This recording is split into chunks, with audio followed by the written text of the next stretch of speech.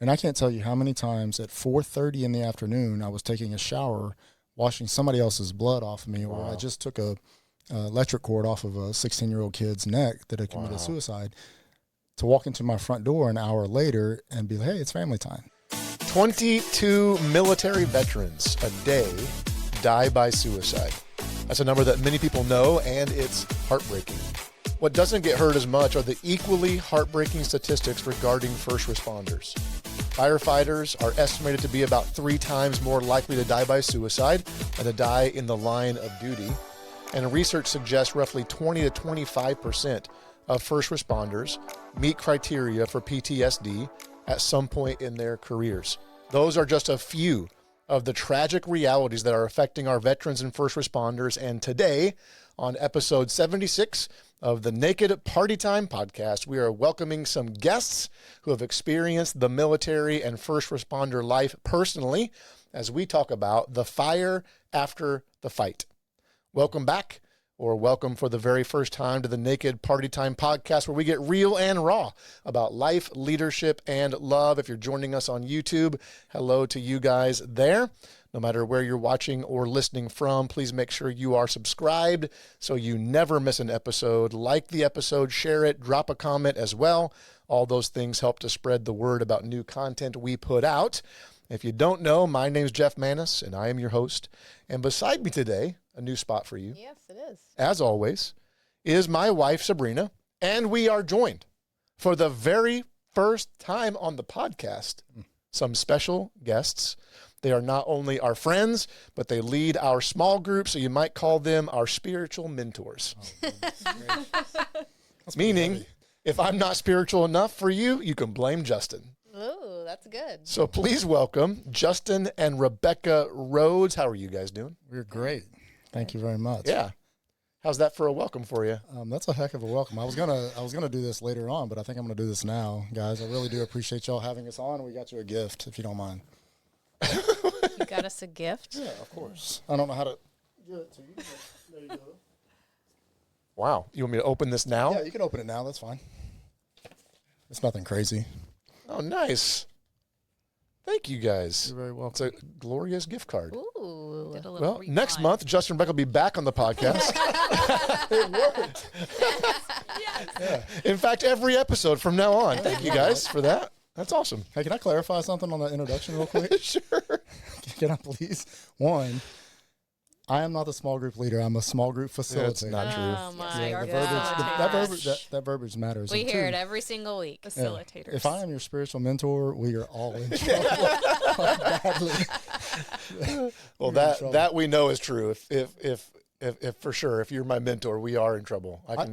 I like the way you played this, though, because now anybody that's listening to it, they can blame me for your mishaps on That's stage. right. That's right. Oh. I'm off the hook. That's some smart pastoring. Goodness gracious.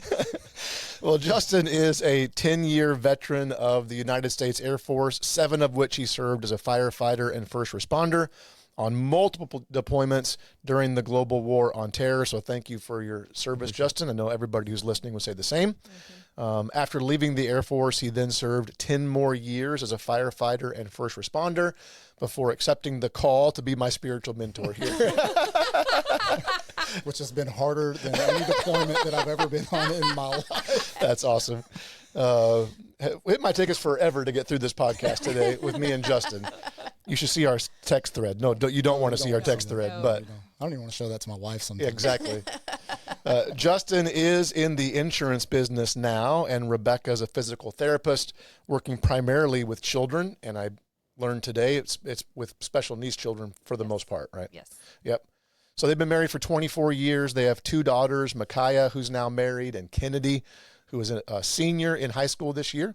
And they are both passionate about helping others find healing and hope through their faith, through family, and through fitness, as well as supportive community that understands the burdens of service. Amen. Justin's going to be taking part in the Last Man Standing Ruck coming up. Is it Last Man Standing? Yeah, last man standing. Yep. Works. Coming up in September as a way to raise money for Warrior's Heart through the Frontline Healing Foundation. Warrior's Heart's an organization that helps with the needs of veterans and first responders. We'll get more into that as we go later into the podcast and let you know how you can be a part of it. But for now, Justin and Rebecca, welcome again to the Naked Party Time podcast. Thanks for having your clothes on.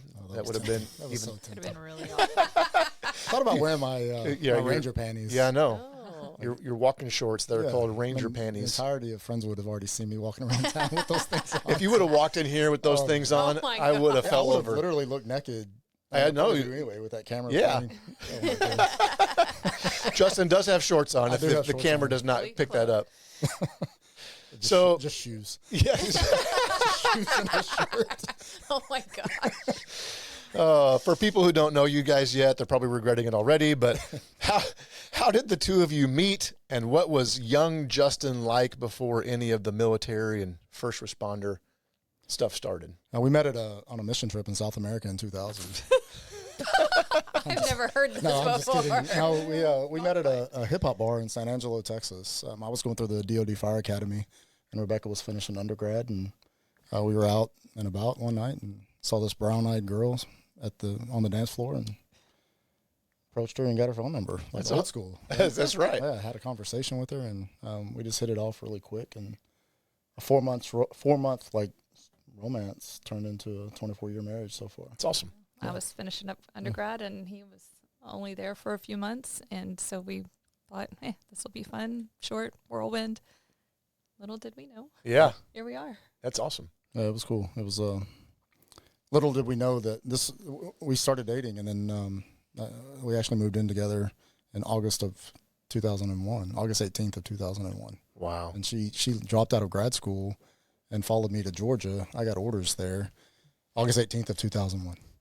So a month later. Yeah, 3 weeks later, I was gone. Wow. So here's this, beautiful woman that I essentially just met, right? And because we met in April of 01, and then September 11th happened. Wow. Yeah, Wow. So it was nuts. What was Justin like? Is he the same guy now as he was then? What was Justin like? Was he as much of a jokester as he is now back then? Absolutely, he's still a jokester, but different. Yeah. And we'll talk about it Yeah. a little bit. All right. Okay, Justin, what made 20-year-old you decide the Air Force was the move and eventually the first responder side? So I started after high school. I had an athletic scholarship that just didn't pan out, and it was always my ambition to get an education. I was the first person in my family to get an education, and I didn't have the money to, and so recruiters were around when I was at that age and knew that I just wasn't going to be in college anymore, and so started talking to recruiters, and I have pins in my knees, and so that eliminated me from 2 branches right off the bat. Oh, interesting. Yeah, and so I went to the Marine Corps first, and then went to the Army, and the Army recruiter was knocking on my door at like 6 a.m. on Saturdays, and it was just driving me nuts. And so, it was crazy. And then one day he pulled out his ID card, and he goes, "You see this ID card? It can get me on any Air Force installation in the world." And I was like, "Well, why don't I go talk to the Air Force?" Yeah. And so I did. I walked past the Air Force recruiter, and the guy's just sitting with his legs on the table. And I walk in, and then he goes, "What's up?" And it just hit me. I was like, if this guy doesn't really want me, then that's where I want to go. And so we started a relationship, and then a few months later, I was entering boot camp. Wow. Yeah, so Crazy. it's cool. That's awesome. Did you have anybody in your family that had been military? Yeah, my grandfather fought in World War II and Korea, and I have an Okay. uncle that fought in Vietnam. But to be completely honest, it wasn't like, I've always been patriotic, and Yeah. but it was more about college. This is the late '90s. Yeah. We're in peacetime. You see a 20-year-old kid. You had no idea 9/11 No, was not at coming. all, right? Yeah. I saw it as an opportunity to get out of Dallas and to see the world and explore things, and an opportunity to get an education, which that's something I really, really wanted. Yeah. And so it was just perfect for me. Yeah. It really That's was. awesome. Yeah. So were you already in the military when you guys met? Mm-hmm. Yeah. Yeah. Because a month later it was 9/11. Yeah, I went in '98. In January of '98, we met in April of '01. So Okay. I've been in for a minute. So what was going through your mind, Rebecca, getting with somebody who was in the military? Like, did that? I mean, I went to college in a town that had a college and a base. And Okay. So you're always kind of like, oh, don't mess with those military Yeah. guys. Like, like kind of joking around. And I met him And I really didn't think much about him being in the military because Did you know right away he was in the military when Yeah. you met him? oh yeah, like they just You can stick out tell. like a You sore can tell. thumb in a college town. Like Okay. like you just know they're the clean cut, just looks Cocky. different, like before they even talk. That's funny. Before they even talk, not before I even talk. The military guys, Okay. it was All right. always obvious. And I didn't think that much about it when we started dating because, like you said, it's peace times. Like, Yeah. never really thought the military side of it would have impact me. Yeah. I mean, it was like we were kind of skating through. Like, Yeah. there's no wars. Like, Wow. you don't think about it in those times, and it was different, Wow. Yeah. kind of. Yeah. Okay, walk us through what your job actually was in the Air Force. I mean, firefighter, paramedic isn't the role people picture when they think deployed service member. Right. That's a great question because a lot of people don't understand that. I mean, the military bases are essentially small cities, right? Yeah. Yeah. And they have every job that you can think of that is in Friendswood, Texas. And so the way I explain that to people, so for my first 3 years, I did something different and then transitioned, I cross-trained into the fire department. And so the best way to explain it is I was a fireman and a medic, just like you see running around, Friendswood or Dallas or Houston. Just on a base. Just on a base. And so did the exact same thing that I did in my civilian world. Now deployments are a little bit different. Right. And so deployments, because everybody is crash fire rescue is what they call it. So we deal with a lot of aircraft. And so on the deployment side, firefighters have to go anywhere in the world that there are people or airplanes, right? So any base that has an airplane, there's a fire department there. Wow. Oh, wow. And so you act more of as a medic when you're deployed, and you do more of like rescue off of helicopters and aircraft and whatnot. So it's essentially the same job until you're deployed. Deployments were more like a aircraft would come in, there would be injured soldiers or whatever, and then we would transport them from the helicopter or whatever they're on to the base to get them, better care once. Yeah. So essentially an ambulance. Yeah. For those. Why did you decide to go the fire department route in the military? It kind of fell on me. I entered this competition in 2000, and it was a DOD competition, and I was training to do another job, and they needed a firefighter to fill in for them. They were one short for their aspect of the job. Oh, wow. Yeah, and so this guy was like, "You want to try it out?" And I was like, "Yeah, I'll give it a go." And I just enjoyed it. Like it was a search and rescue competition, and so here I was. I didn't know anything about anything at all, but I was just doing the job, and it kind of found nature. And I also realized that I wanted to eventually get out of the military, and I didn't want to ride a desk. I didn't, I needed something that I could do for the rest of my life. And so just thinking about that, I was kind of balancing between air traffic control randomly and the fire department, and ended up cross-training into the fire department because I knew I could get a job once I left the military. Yeah.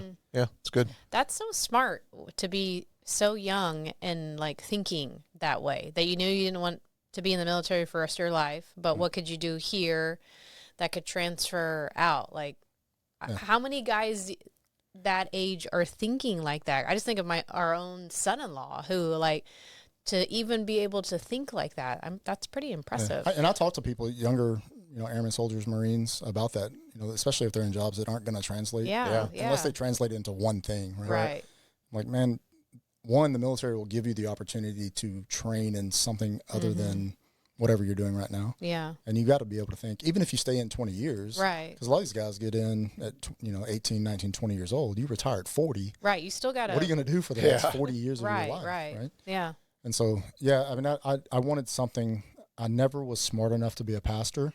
And so I knew that I could use my body for about 20 years. And so the fire department just fit me perfectly. I was going to say, mental note, please don't tell Justin he's smart again for the rest of this podcast.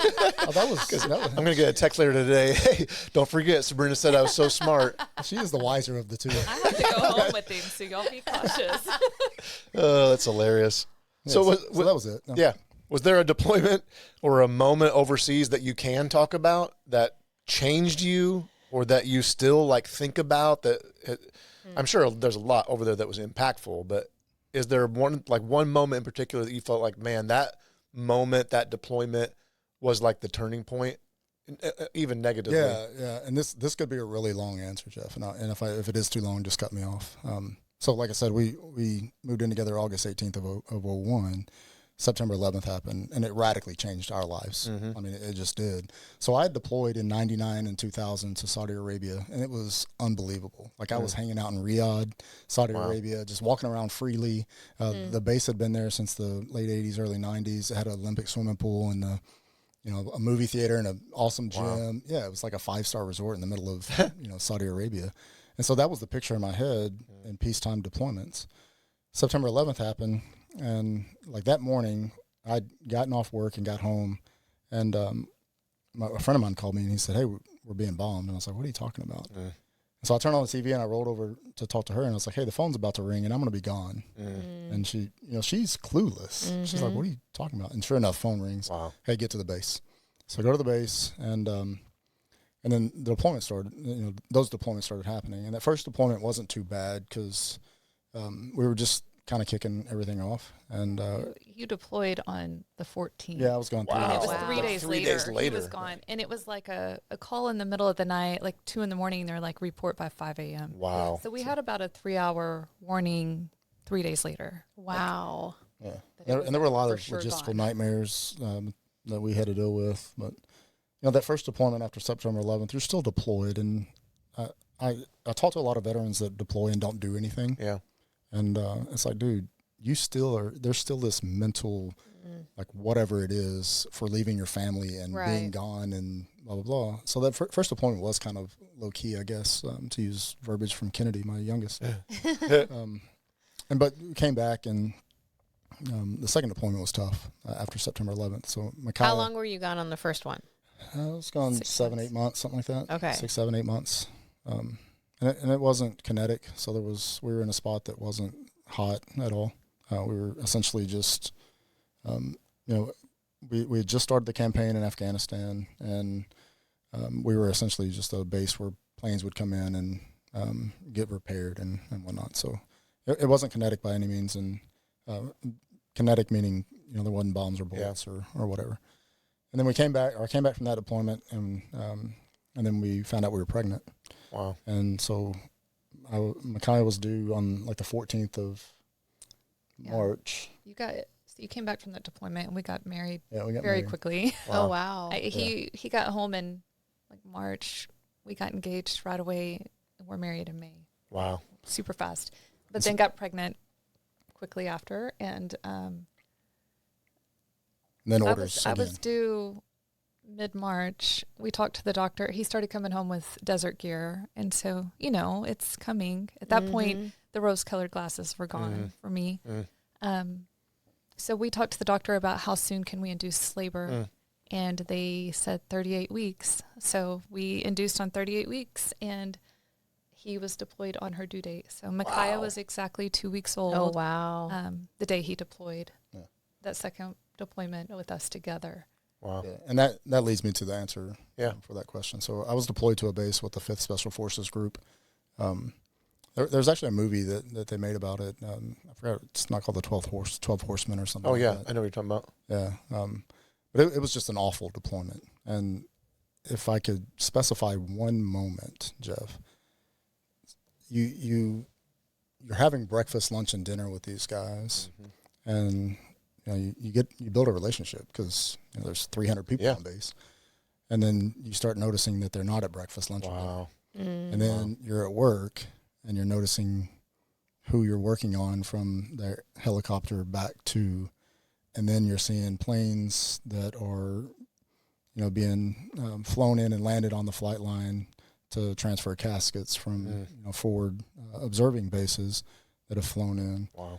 And I'll never forget, because there was random attacks on base, and we still had to do fire department stuff, right, and medic stuff, because these idiots were throwing stuff over the base. But the thing that sticks to me the most out of that deployment isn't about blood or guts or bombs or anything. It's the transfer of caskets. And I'll never forget, we were standing on the flight line one day, and these American caskets are being transferred from one plane to the next. And it was like just something that is just burned into my soul about the amount of evil that you see. Yeah. We live in a really comfortable We do. society and a really comfortable nation. And I think a really comfortable part of our nation for us here in 100%, this right? area. And so it changes the perspective you have about coming back to the States and the freedoms that were sacrificed for the opportunity and the ability for us to sit in a room like this to complain about something being too salty at lunch, right? Yeah. And so that's one of the biggest things that stuck with me over the deployments. The kinetic activities and the medical stuff we can get into a little bit later. But I was young and full of testosterone, and like that's my job. Like I'm going to save you, and that's my job. That didn't impact me until later on in life. Wow, crazy. Rebecca, what does home front side of deployment and being a first responder actually look like day to day? What do people not understand about being the spouse of a vet or a first responder? So on the home front side, to begin with, it was all brand new for me. That very first deployment after September 11th, we weren't married yet. So I was not in the know of anything. I was just going blind. Did you have any military background in your family? Like nothing. You didn't? No one. He's like the first military person you've ever met. Wow. I mean, with a close relationship, yes, for sure. Yeah. And so I'm in Georgia. My whole family's in Texas. We've lived there. We've lived in Georgia 3 weeks, and he's gone. And so that first little bit, that reality of I need people, community. Wow. Yeah. I met one other spouse during that time. Were you guys living on base? No. Okay. I met another wife. He actually, we were allowed one 20-minute phone call a week. Wow. Okay. And someone was listening the whole time. Yeah, this is before FaceTime. Yes. Yeah. Oh, yes. Yeah. We wrote each other pen and paper letters every day for 6 months. That's how we really got to know each other. That's how we I would say we were already in love, but that definitely was that solidified how we solidified our relationship was it was either going to divide you or solidify you. Pen and paper letters. Wow. And we still have them. We still have awesome. these big bundles. That's awesome. We'll go through at some point. Yeah. We haven't read through them yet. We haven't read through them, but our oldest snuck in Apparently there our and read daughter 'em all. has. Oh, no way. Yeah, and there's some detailed crap in there, man. When she told us that she read through them, we're like, Oh, you did? You probably should have asked permission. Yeah, she probably read some things she never wanted to read. Yeah, exactly. So, that first deployment was definitely an eye-opener. I'd made one friend during it. It was, Justin had given me the phone number to another wife that was there by herself also. And then he came back and we started to kind of build a community some. And then, by that second deployment, it was horrible. I'd had a baby 2 weeks before. Yeah. There's postpartum, there's all kinds of sides of it. And that importance of having people, and I still didn't have many people at that point. We were just in a different stage of life. And, that reality of I am like a fish out in sea by myself. It was hard. So yeah, absolutely. I wish I was more plugged in. I learned that. The fire department side of it, once he got out of the military and went into the fire department, we definitely had a better community by that point. And eventually, even in the military, we ended up with those friendships. It just took time. Yeah. And when you're moving and people are moving in and out so often, it's hard to get deep roots in those friendships. They have to develop quickly. Yeah. You have to do a 5-year friendship in 5 months because you don't have a choice. People are coming and going all the time. Right. Wow. Once you get into the fire department side, it's different. These people are long-term. And, at the fire department, it was the first time when he was interviewing with the fire department, they called and did a spouse interview. Oh, wow. And they were, it was funny. I got hired, though. He got hired. Too bad. I was part of that. That's right. But they were like, how do you feel, at the fire department, he'll be working 24-hour shifts. How do you feel about this? And I'm like, we're going to have more time together. Yeah, than exactly. we've ever had. He was Kidding? gone This for is 9 months. awesome. Yeah. And in the military, he was working 24 on, 24 off. And this was going to be 24 hours on, 48 off. And I'm like, we're going to have all this extra time. Are you kidding? This is awesome. And so, the fact that they even reached out to the spouse was interesting. Yeah. But that's where it ended. Yeah. There's no follow-up after that with the spouses. Wow. And you don't know how to handle all the things as a spouse, like the things that he's coming home with in his mind or on his heart. Like, you don't know. Yeah. You don't know to dig and ask questions, and nobody talks to you about that. You just are trying to figure it out, and there's a lot of failures in that. Yeah. Yeah, that's hard. So it's a good segue into this next question. You went almost straight from the military right into civilian firefighting. Right. 17 years total. Was that continuity a lifeline for you, or did it come with its own set of complications, carrying trauma from one stress job to another high stress job? Like, what was that like? Yeah, I think it's a maturity answer, right? Like I said earlier, at that time in my life, I didn't understand how things were going to impact me later on in life. So you remember being 20 years old, 22 years old, you're invincible. Oh yeah. Like you really really know are. everything. Right. You know everything. You're invincible. You're high speed. You're whatever. And so, I mean, I was going to do that the rest of my life anyway. And so the transition, I mean, it was seamless for me because I'd already seen some of the worst of the worst. Yep. It's not going to get any worse than what I've been exposed to already. I knew that's what I wanted to do with my life. Yep. I say it was one of the options that I wanted to do with my life. And so, it was a really easy transition for me. Okay. Like, really easy. Now, looking back now, there's a lot of things that I wish I would have known or done better. Yeah. But as far as the transition, it was super simple. Yeah. It's good. So how does a first responder get overlooked in these conversations? Like, the spotlight goes to the combat veterans, but the guy who's pulled bodies out of car wrecks for 20 years in his own hometown doesn't get talked about the same way. That is an unbelievable question, Sabrina. Like, I'm glad you asked that. I have the utmost respect for our veterans and combat veterans. And I say that, like, I have more respect than anybody I know for these guys that have dealt with this. And their situation and our situation as a veteran is unique. Like, your son-in-law's situation is unique when you're deployed and you're dealing with that kind of stuff. Yeah. Veterans have unlimited resources to help them, not rehab, but to navigate. Yeah, absolutely. Thank you. They have unlimited resources to get back home. You know, peer group, peer support, the VA, all these nonprofits. There's thousands of nonprofits that are just specifically veteran related, and they're unbelievable. The fire department, I can't think of any. Wow. Whoa. Hardly at all. Wow. And it's never talked about. And as much as you see or experience overseas, especially in kinetic situations, and even talking with guys that are on the front lines in kinetic situations, they didn't spend 20 years every single shift dealing with this kind of stuff, right?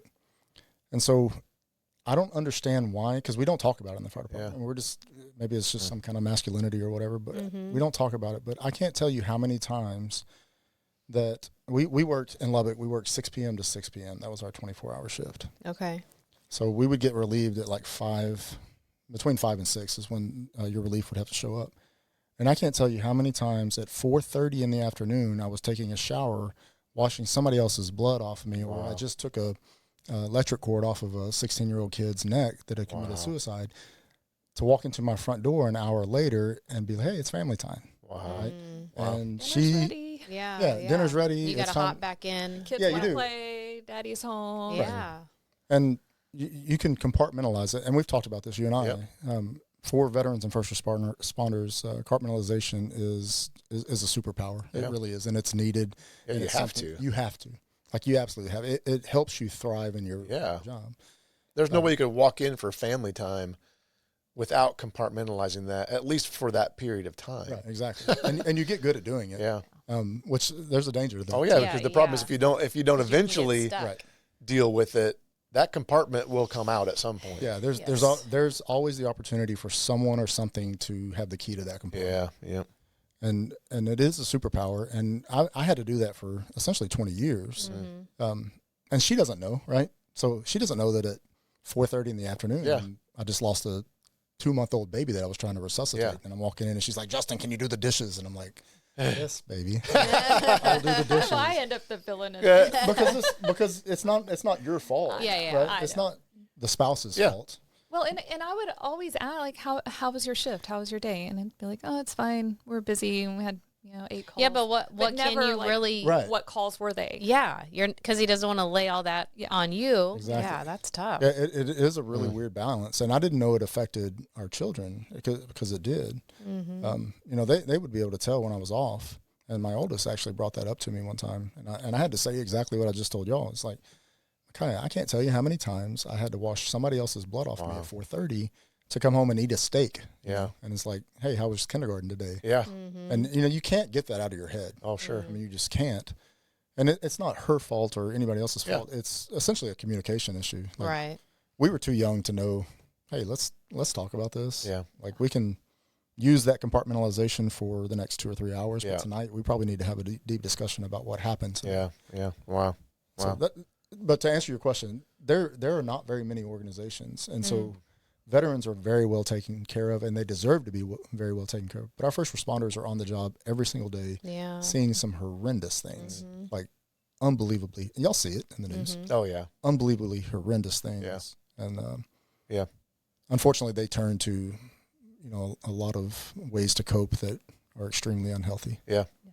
So there's that invisible cost for sure that you're talking about there. Rebecca, military and first responder spouses carry a specific kind of weight that probably doesn't ever get talked about either. But like, what did you have to learn about supporting Justin that nobody teaches you going in? There would be days that he would come home, kind of like he's talking about, like I could tell he's off, and it's kind of learning those cues, like, hey, he's off a little bit. Maybe I should rein the kids in and maybe get them from climbing all over, and that kind of stuff, or just taking that role of what we need to do.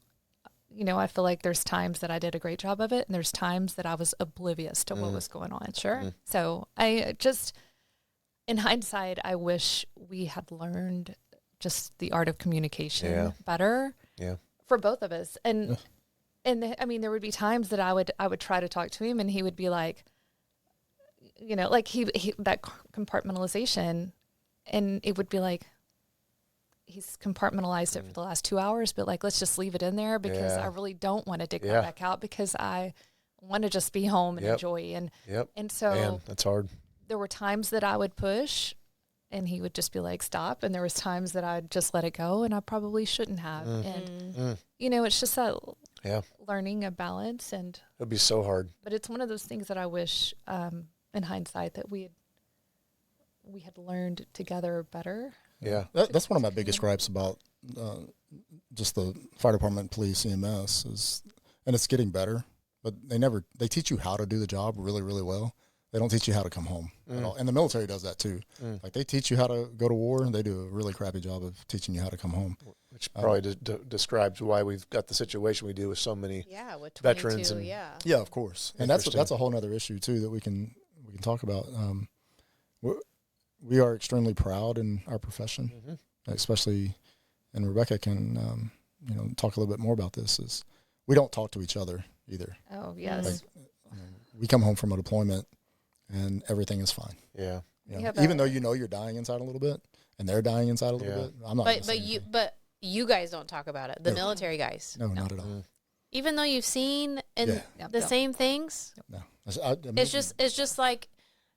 It's like a unwritten rule that we just don't talk about it. That's just how everybody kind of functions. Yeah, wow. It is. We had a friend that passed away, committed suicide, veteran and first responder. Same career path as Justin. And we went to the funeral, and a bunch of us got together, and every single one of these guys had that same path. They had all been military, and all were firefighters. And so the guys are off doing their things, and the wives are sitting together. There's 5 of us, and we start talking, because women will talk before men typically. We start talking, and it's like, my marriage has this struggle and this struggle, and my husband's struggling with alcohol, and he's struggling with depression, and he's struggling with this, and he's struggling with this, and it's like, my husband too, and my husband too. Every single husband Wow. had the same exact struggles, and these guys are in communication daily. You're and joking they around on had- text probably. Yeah, they no, they're had sending no each other idea memes. that each other, like, they were all in this, I mean, this spiral, like this downward spiral. Wow. Every single one of it, 5 of them. And every single one of them was struggling with alcohol. Every single one of them was struggling with depression or PTSD or suicidal thoughts. And, Wow. you know, here we are at the funeral of someone who just committed suicide, who also struggled with depression, also struggled with alcohol, also Man. struggled, like, and they had no idea. And so we leave there, and I'm like, did you know, so-and-so and so-and-so, like all of them. And and it kind of opened up by us wives talking. It kind of opened up a little bit for the guys to have this conversation of, man, I didn't know. And Wow. And I think that's what it is just having one person Speak up. speak up. Yeah. Right? Like, Well, it's one person shining the light into their darkness, Yeah. which then makes it feel safe. Oh, me too. yeah. Raising their hand and say, man. Right. And there has been tremendous progress in the last couple of years with that, with some guys that they finally just said, and this is who I am. This is what I'm dealing with right now. And when you have an alpha that, says, hey, I'm contemplating suicide and I'm an alcoholic and I'm a drug addict and blah, blah, blah. And then it Gives permission. It does. Right. Yeah. And so that's kind of how that situation was too with the 5 of us. Once we found out that all of us were dealing with that, it was like, yeah, me too, man. Like, Wow. I'm struggling with all these areas in my life as well. That's awesome. I mean, it's not awesome, but. Yeah, thanks, Jeff. That was let's talk about alcohol and suicide. That was awesome. I'm just playing. Yeah, no. No, shining Just the the light. permission Yeah. piece. Yeah. It is. Like, I mean, there's probably somebody listening who needs permission to say something. Yes, Yeah. please. They might say not be a something. vet or a first responder, but they're dealing with something thinking, I can't tell my small group, I can't tell my friends. And they probably would be surprised at how many other people in their own circle are dealing with the same crap they're dealing with. They just need to say, hey, I'm hurting. Yeah, they or weren't they- even sharing or- it with their wives. Yeah, It was, yeah. we're just the observers. Like, we're seeing it. Wow. Like, they weren't going to openly say, hey, I'm really feeling these feelings of depression. Like, these husbands were not talking to the wives saying Wow. these words, but we see it. Yeah. You know, you're living. Yeah, it wasn't a you're living surprise. it with all- It wasn't a surprise when you heard about it because you saw it. No, we saw it. We all saw it. Interesting. Yeah, you say there might be somebody listening or watching that, probably needs to do that, but there also might be someone that listening, watching that 10 years down the road they may need Yeah, to. that's Right. good. Because there was a point that in our life or in my life, in our relationship, that this was never a conversation. Like, even though I was being exposed to all this stuff and kind of just, compartmentalizing, I guess, it wasn't until later on that all of it came to surface. Wow. Right. And there are veterans and there are first responders that have a 30-year career and nothing ever happens. Yeah. And they see some crazy stuff. Yeah. Wow. Yeah. And I don't know why they are wired that way. Yep. But for 30 years, they do their job, they do it well, and then they retire and they live life. And then there's a ton of them that they do it for 30 years, and then it's way downhill after that. Wow. So, and that's probably it. Yeah. They need an outlet. They need to have a conversation, and Yeah. we're just too proud and too Yep. masculine to do it. Yep. So, Okay. You guys lead our small group at church, Facilitate. not Lead. facilitators. do facilitate. Small group leaders. Just a title. We joined your small group. I As the facilitated that leader. arrangement. So what role did faith and community play in you actually processing everything you carried versus just pushing through? So faith has always been a big part of my life. It was one of the. It was something I introduced to Rebecca early on in our relationship and in our marriage. It's always been the cornerstone. I mean, it has. There was a time, and to go back to probably that second question about that second deployment, or the third deployment, I guess, there was a time I just didn't care anymore. Like, I knew God was there. I knew where I laid as far as my salvation. I knew, I knew I was saved by grace and faith and whatnot. But I just didn't care anymore because I had seen so much ugly. And there was a huge time in my life where I just had so many questions and doubts, right? Not to the point where I was going to walk away from the faith, but to the point where I was like, man, I'm just not going to try anymore. Yeah. And that impacted our marriage a little bit, right? Like, just come home. I left semi on fire for the Lord and come back just whatever. Yeah. Man. How can a God allow this much evil? Yeah. And that's where community started to come in, right? I mean, we have a messy story. Yep. And if it wasn't for I wish we would have known this 20 years ago. Yeah. If it wasn't for the opportunity to learn how to build relationships and be vulnerable with each other and open with each other, I don't know where we would be at. I don't know where I would be at right now. Honestly, don't know if I'd be even sitting here right now if it wasn't for that communal aspect. Yeah. Right? I wish I would have known that as a 20-year-old kid. Hey, you need to have people in your life. Yeah. And then also that community aspect to say, I get where you're at by being mad at God and frustrated with God and how he just doesn't seem like he's here anymore. But I'm still going to continue to pray for you, and I'm still going to continue to lift you up, even though you may be just ignoring the crap out of me right now. But that communal aspect, I'm still going to be there for you and pull you up because eventually you're going to come out of it. Right? And so that's how I would answer that. I mean, faith has always been there. It's always been the cornerstone. But that community aspect is so invaluable. So invaluable. Like that's one of the bigger life lessons we've learned in our 24 years of marriage is that communal aspect of it. That's awesome. So, that's a awesome. great question, Sabrina. Man, you should let Sabrina ask all the questions. She's doing a way better job than you. And she also said I was smart. Yes, right, man. You're not going to let me forget just to it. remind everybody. Just remind everybody. Sabrina said Justin's smart. So smart, Justin. She didn't say Jeff was smart. She said Justin was smart. She's never said I was smart ever in my life. Maybe there's a reason for that. Are you lying? What did we talk about in church today? Are you lying? I swear I'm not lying. That's an inside joke for those who are in church today. So you're doing the last person standing ruck. It's not just men doing it, but last person standing ruck. Tell us what that actually is for people who've never heard of this race format before. Yeah, the ruck itself is a 2.47 mile loop, and you have an hour to finish the loop. And so if you finish in 40 minutes, then you got 20 minutes to rest. And then a new loop starts every hour on the hour. And you just go until you can't go anymore. You have 30 pounds. The ruck is 30 pounds. And you just go until you can't make the 2.47 mile loop in 60 minutes. So that's essentially the breakdown of how it works, right? So it literally goes till there's only one person who's still the moving. last man standing. That is crazy. Oh, it's a crazy name. 30 hours, could be 15 hours, could be. How long did the winner go last year? Last year the winner did 19 laps, so 19 hours. Man. Yeah.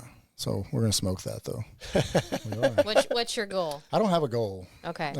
So I'll kind of break down the last man standing because I don't know if we've talked about why I'm doing a last man instead of something else. Well, I mean, the next question was why this ruck specifically, like why this event this September at Natural Bridge Caverns is where it is. So explain why you're doing a ruck, why you're doing this one, why. Yeah, I'm going to jump in with a question too because I'm trying to think of our listeners, what is a ruck? Okay, Would just explain that. Right, that's a good question because I get people all the time. So ruck traditionally, if you think of an army soldier with a backpack on, he's rucking. Yeah. Right, and so a ruck is a weighted backpack walk, or you can run it if you want, but so they specify a certain weight that you have to carry. Okay. So you have a backpack. It's called a rucksack, and you carry a certain amount of weight, and you just walk or shuffle or run, or depending how awesome you are, you just go as fast as you can. So that's what a ruck is. That's a good question. Thanks. Another great question. I'm telling Jeff, you can leave. Jeff, you're out. Next week, Jeff, preaching I at the really harbor. like your hair. Yeah. It looks good today. Yeah, thanks. Oh, man. Thanks. Oh my goodness. Anyway, sorry. What was your question? Yeah, exactly. Why this ruck specifically, and what you like? Yeah, why last man standing? Yeah. Because there's no destination. There's no goal. And Other than to keep on going. just to keep on going. So metaphorically speaking, I'm going to go until I can't go anymore. Yeah. A lot of the men and women that go to Warrior's Heart, a lot of the first responders and veterans that we work with are dealing with addiction. And you don't wake up one morning and say, hey, I'm going to be sober for 20 years. I'm going to be married happily for 15 years. Yeah. I'm going to be a good father until they're 18, right? The last man standing is I'm going to wake up, I'm going to put the ruck on, I'm going to take one step forward until I can't take a step forward and my time runs out. Yeah. And I think we should live life like that. Yeah, it's good. I don't want someone that I'm working with that's dealing with addiction to say, I'm gonna stay sober for a certain amount of time. Yeah. No, we're not gonna do that. So that's kind of metaphorically speaking what the last man is for me. I'm gonna go until I just can't go anymore. Yeah. And that could be 10 laps. It could be 50 laps. I don't know. But I do know that when times get really hard, and they will during this thing, that I'm going to make a conscious decision to get up, throw the ruck back on, and take a step forward and keep going. That's awesome. And go as far as I can. Yeah, that's awesome. I wish we could be there. That's Women's Catalyst weekend for us here at the Harbor, so I can't be there, and Sabrina's serving. Yeah, she's ditching me too. I am serving as well. Are you really? Yes. So I know you'll have a crew there holding it down, but I wish I could be there because I think it'd be awesome to watch and support you. But people can support without being there. It's financial support. So you are trying to raise money. Yeah, for sure. You're raising money specifically for Frontline Healing Foundation that benefiting Warrior's Heart. Right. It's a 42-day residential program that treats substance abuse and trauma together. So tell us about that, why you chose them to be the recipient, and really this, I know your heart behind this ruck and fundraising specifically is to shine a light not just on the veteran stuff, but on the first responder stuff. So just share a little bit about that, the Frontline and Warrior's Heart. Yeah, so they were actually not on my radar, Warrior's Heart. So the way Warrior's Heart is the organization, Frontline Healing is their nonprofit sector. Okay. And so they used to, because Warrior's Heart is a for-profit business. Okay. And so when people donate, they go through Frontline Healing for the tax break or whatever. I have been impacted by organizations like this, not specifically Warrior's Heart, but I had a phone call a few months ago from a friend of mine that was actually one of the 5 that she's discussed. And he calls me and he says, "Man, you'll never guess who I talked to the other day." I was like, "Who?" And he told me who it was. And I was like, "Oh, cool. How is he? Blah, blah, blah." This is the most professional person I've ever worked with in my life. Like you want to talk besides me? Yeah, of course. Didn't you listen to your own message today about not speaking? Yeah. Sorry. Listen. That's one of those moments like we talked about at lunch. I just need to keep my mouth shut. That was pretty good, though. Man. I didn't know you had a sense of humor. I'm learning so much about our pastor today. I really got us thrown off there. This person is the most serious person you've ever worked with. Not serious, professional. Sorry, professional. See if you'd have been listening instead of thinking of a comeback. Come on, Jeff, focus. Oh my goodness. No, he was. So like he was so pivotal in my transition from the military into the civilian world. So he was military, and he actually ended up becoming a fire chief. So my buddy calls me and he's like, "Hey, you'll never guess who I talked to." And I was like, "Who?" And he told me it was this person. I was like, "Oh, how's he doing?" And he's got to be in his mid-60s. And he was like, "Dude, it was the strangest thing." He called me at 2 a.m. Wow. And I was like, "What?" And he was like, "Hey, are you still in San Antonio?" And my buddy said, "Yeah." And he goes, "Well, he asked me for some cigarettes." I was like, "What? This is not this guy at all." Like, you look up an E9 in the Air Force, which is the highest enlisted rank, or a fire chief, it's a picture of this guy. Wow. And I was like, "What the heck is that?" And he's like, "I don't know, man. He's at some place called Warrior's Heart in Bandera." And he's like, "I think he is an addict." Wow. And so that triggered me to start looking into Warrior's Heart, and found out that I knew other people that had gone through Warrior's Heart, what they did, what their mission was.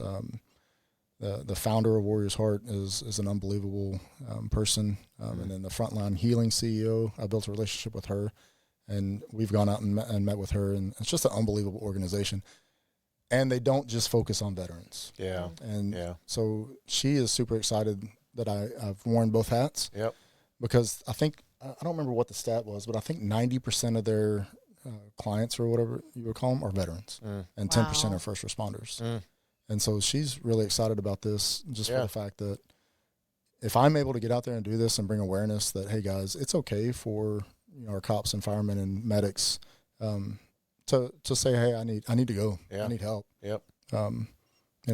This facility is perfect for them, because they have a heart for all of our nation's heroes, which includes not just our veterans, but also your first responders as well. So. And to just kind of chime in on that, the 90% or so, she said so much of it was because there's VA support. Yeah, the VA will pay for it. Oh, wow. But with the firefighters and police officers and stuff, for them to go, one, they have to have insurance that will cover a rehab, and it's very expensive. Two, they have to admit there's an issue. Wow. Two, they're insurance company or to their Sure. the city or whoever it is that they're employed by, which comes with a stigma. Man. It can lose your job. Like there's Wow. so many repercussions to that. So for this to be, for him to raise money to help support people going through it, it can be